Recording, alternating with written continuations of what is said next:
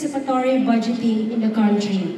Hence, let this important endeavor mark the start of our collective desire to promote a culture of mutual concern and regard for one another that will help shape the future of our society.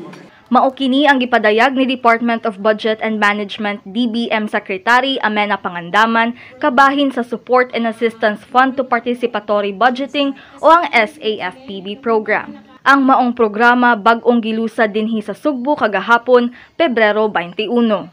And shall be used to fund the construction, expansion, and upgrading of water, sanitation, and hygiene. Ang SAFPB program nagtinguha sa pag-implementar sa luwas og limpyo nga water supply para sa 75 municipalities nga benepisyaryo niini.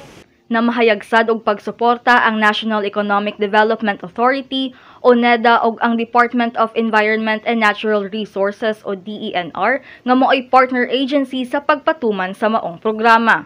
And now, we are taking another crucial step towards achieving our goal through the program launching of the Support and Assistance Fund to Participatory Budgeting.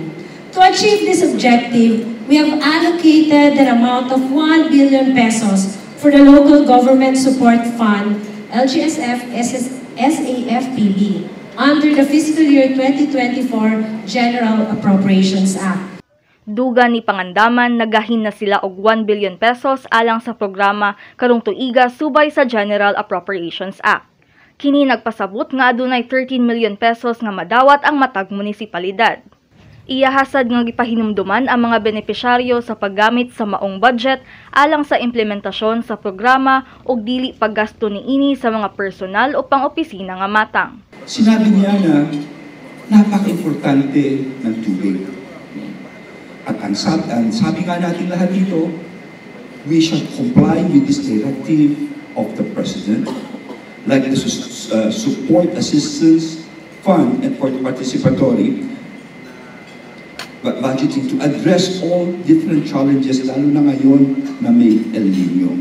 Gituki-sab ni Abalos ang kamahinungdanon sa paghatag og limpyo nga water supply, ilabi na sa pagtabang sa mga komunidad panahon sa katalagman. Nagtinguha usab ang DILG o DBM sa pagpadasig sa participatory engagement sa mga lain-laing ahensya o LGUs para sa epektibo nga pagpatuman sa programa. Mihatag sa katin-awan si Abalos kabahin sa qualification sa mga munisipalidad para makadawat sa financial program. It's number 1, it should be between 4 to 6 class municipality. Number 2, they should have a well-managed LGU utility. And of course, they are project ready.